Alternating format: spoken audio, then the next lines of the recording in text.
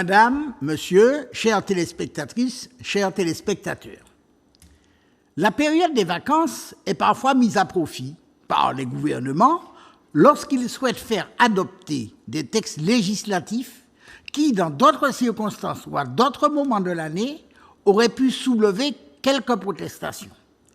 Ainsi, pendant que les Martiniquais avaient la tête complètement absorbée par le 42e tour cycliste de Martinique et suivront sans doute avec la même passion la 37e édition du Tour des Yolrondes qui débutera le 30 juillet prochain, la troisième étape de la réforme du marché du travail était lancée. C'est de ce sujet dont nous parlerons aujourd'hui. De quoi s'agit-il ? Dans quelques mois, et en tout cas au 1er janvier 2024, les Martiniquais auront affaire à un nouvel organisme. Personne n'y a prêté vraiment attention, et pourtant. En effet, le texte adopté en première lecture par le Sénat le 11 juillet dernier est désormais transmis à l'Assemblée nationale. La mesure phare du projet concerne Pôle emploi et sa transformation en France Travail. Officiellement, il s'agit de rapprocher l'agence, Pôle emploi, France Travail, de tous les autres organismes publics intervenant sur l'accès à l'emploi, par exemple les missions locales, en créant ainsi un guichet commun. Les attributaires du RSA, les personnes en situation de handicap et les migrants fraîchement arrivés seront dorénavant automatiquement inscrits à Pôle emploi France Travail et devront signer un contrat d'engagement. Objectif officieux maintenant, accentuer le contrôle sur les demandeurs d'emploi pour pouvoir mieux les sanctionner en diminuant ou supprimant provisoirement leur indemnité. L'idée de base qui sous-tend l'ensemble de la réforme est que les personnes qui ne sont pas en emploi, qui ne sont pas au travail, le sont volontairement et que cela leur est possible parce qu'ils reçoivent des allocations. Cette idée stupide est assez fréquemment avalée comme un gombo bien cuit par ceux qui sont du bon côté du manche et qui disposent de revenus confortables. Lors de la réforme de l'assurance chômage, il y a quelques mois, il s'agissait de réduire les allocations de retour à l'emploi pour contraindre ceux qui les perçoivent à accepter n'importe quel travail, même moins qualifié et moins rémunéré que celui qu'ils avaient avant d'être au chômage.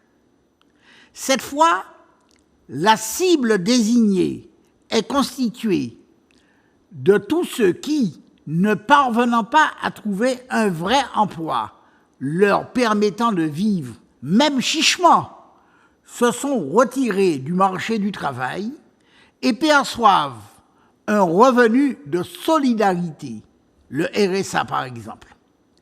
Accusés de coûter, selon les propos d'Emmanuel Macron, un pognon de dingue et accessoirement, ils sont taxés d'être des fainéants qui se contentent d'être tranquillement assis chez eux à regarder la télé plutôt que de chercher du travail.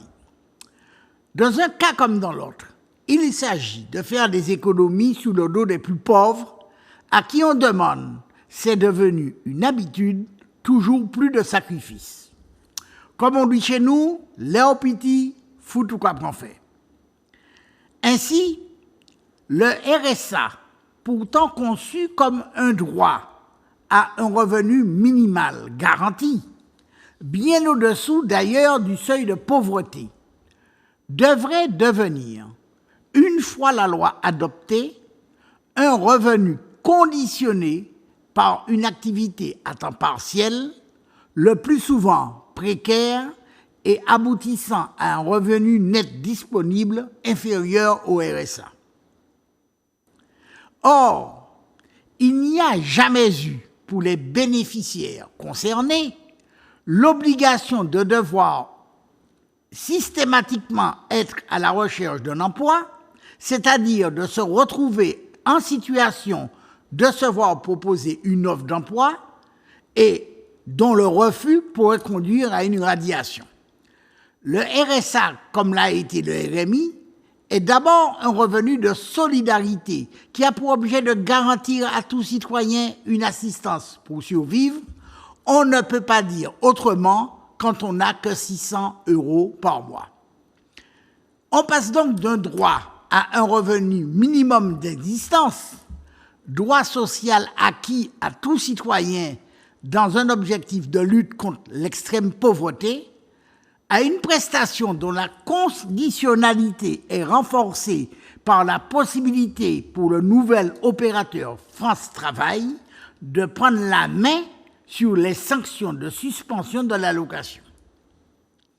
La plupart de ceux qui font valoir leurs droits au RSA sont confrontés à des difficultés qui nécessitent un accompagnement social bienveillant sur le temps long, tourné vers la résolution de leurs problèmes, logement, santé, mobilité, garde d'enfants, illettrisme, électronisme, etc.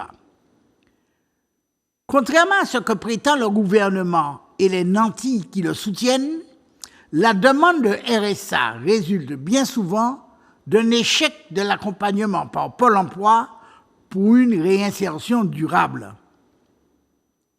Rendre obligatoire et automatique l'inscription à France Travail ne résoudra absolument rien. Mais le but d'Emmanuel Macron n'est pas de proposer un emploi adapté aux besoins, aux compétences et aux aspirations de ceux qui sont les plus délaissés. Son but, c'est d'imposer des emplois difficiles, mal payés en un horaire décalé, à des personnes en difficulté en mettant la pression sur les plus précaires. Il s'agit aussi de fournir aux entreprises une main-d'œuvre mise en situation d'accepter n'importe quel emploi et d'éviter que les employeurs n'aient à augmenter les salaires. Et puis, on le verra dans un prochain édito, cette réforme permettra d'accélérer la privatisation du service public de l'emploi qui sera contraint de confier massivement à des entreprises privées à but lucratif la gestion des demandeurs d'emploi. Le rapporteur de la loi, le député LaREM, Marc Ferracci, témoin de Macron à son mariage, est d'ailleurs en plein conflit d'intérêts. Les 36 000 Martiniquais qui bénéficient du RSA doivent donc s'attendre au pire. Notons que lors de son passage au Sénat, nos deux parlementaires, Catherine Conconne et Maurice Antiste, ont voté contre le projet de loi du gouvernement. Merci à eux. À la CTM, en revanche, c'est silence radio. Personne apparemment ne suit donc les débats parlementaires et alors que la CTM est gestionnaire du RSA, ses principaux dirigeants sont muets sur cette question. Quand se réveilleront-ils? Dans 10 ans, sans doute.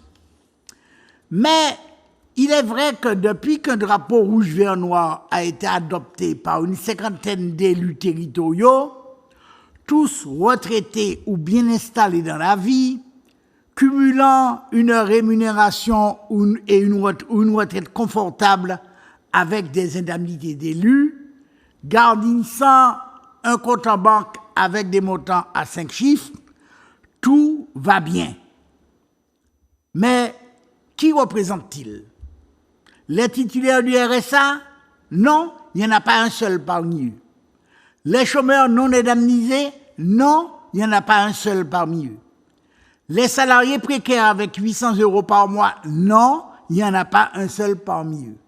Les ouvriers et les salariés en bas de l'échelle, pas davantage. Alors, pourquoi cette réforme les gênerait? Merci.